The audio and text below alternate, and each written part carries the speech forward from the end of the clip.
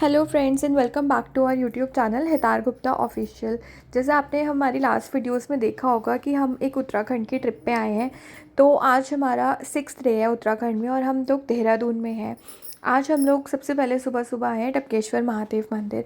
हमने सबसे पहले अपनी गाड़ी पार्किंग में लगाई, फिर वहाँ से लिफ्ट का टिकट लेके लिफ्ट से हम नीचे आए और आते ही हमने सबसे पहले भगवान जी के दर्शन करे, हमने शिवलिंग के दर्शन करे।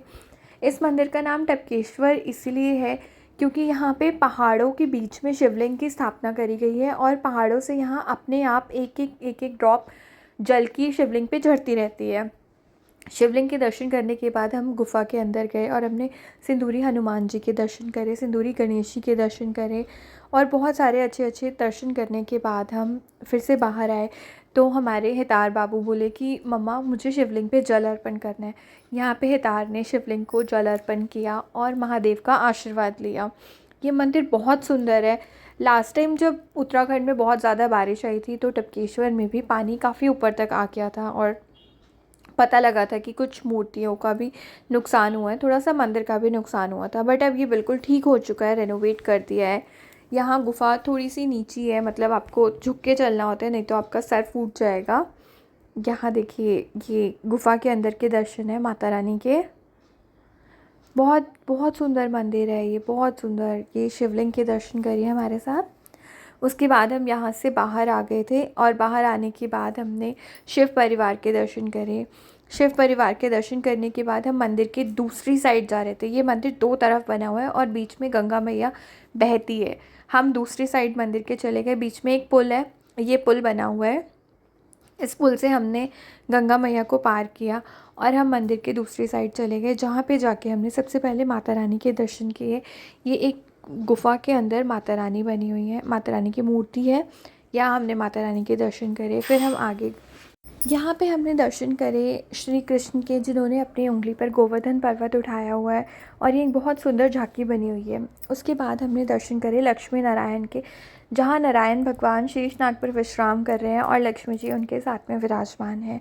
उसके बाद हमने सिंदूरी हनुमान जी के दर्शन करे। सिंदूरी हनुमान जी के दर्शन करने के बाद हमने राम परिवार के दर्शन करे, जो कि बहुत सुंदर थे। राम परिवार के दर्शन करने के बाद यहाँ पर है एक वैष्णो देवी माता मंदिर गुफ़ा। इस गुफ़ा में हम गए। ये गुफ़ा बिल्कुल असली वैष्णो माता जैसी तो नहीं है, बट बहुत ज़्यादा सिमिलर है, बिल्कुल रिजेम्बलिंग है। ये भी बहुत छोटी गुफ़ा है। यहाँ से आपको झुक के निकलना होगा क्योंकि बहुत नीची है ये। बच्चे तो आराम से चले जाते हैं, लेकिन आगे जाने के बाद ऐसी जगह है जहाँ पे बच्चों को भी झुक के ही निकलना पड़ता है। छोटी सी ये गुफ़ा है, लेकिन इस गुफ़ा को पार करने के बाद जो माता रानी के दर्शन है वो बहुत अच्छे हैं। फिर आपको लगेगा कि हमने जो ये हार्डशिप फेस करी थी इस गुफ़ा को पार करने के लिए, इट ऑल वर्थ इट। बहुत सुंदर दर्शन है माता रानी के। देखिए हमारे हितार को भी अब झुकना पड़ रहा है क्योंकि यहाँ से गुफ़ा बहुत छोटी हो गई और हितार के फादर को तो बैठ के और क्रॉल करके ही निकलना पड़ रहा है। बहुत बहुत छोटी सी गुफ़ा है, लेकिन दर्शन बहुत सुंदर है। आइए हम माता रानी के दर्शन करते हैं। जय माता दी। ये है वैष्णो माता के दर्शन, जो कि बहुत सुंदर है। बिल्कुल जैसे वैष्णो देवी में दर्शन है माता के पिंडी स्वरूप, सेम वैसे ही है। उसके बाद यहाँ पे हमने भैरव बाबा के दर्शन करे, क्योंकि वैष्णो माता के दर्शन करने के बाद भैरव बाबा के दर्शन करना कंपलसरी होता है।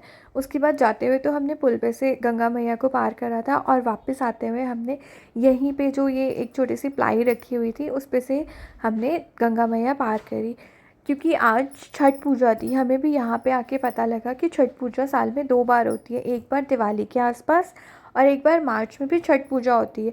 तो यहाँ पे ये कुछ लोग थे जो छठ पूजा कर रहे थे टपकेश्वर महादेव मंदिर में गंगा मैया के पास। ये बहुत अच्छा एक्सपीरियंस था। हमने फ़र्स्ट टाइम छठ पूजा होती हुई देखी थी और हमारे दर्शन पूरे हो गए थे। ये हितार ने लास्ट बार शिवलिंग को जल अर्पण करा और उसके बाद हम मंदिर से बाहर आ गए थे। अगर आपको वीडियो पसंद आई है तो कमेंट में लिखिए हर हर महादेव।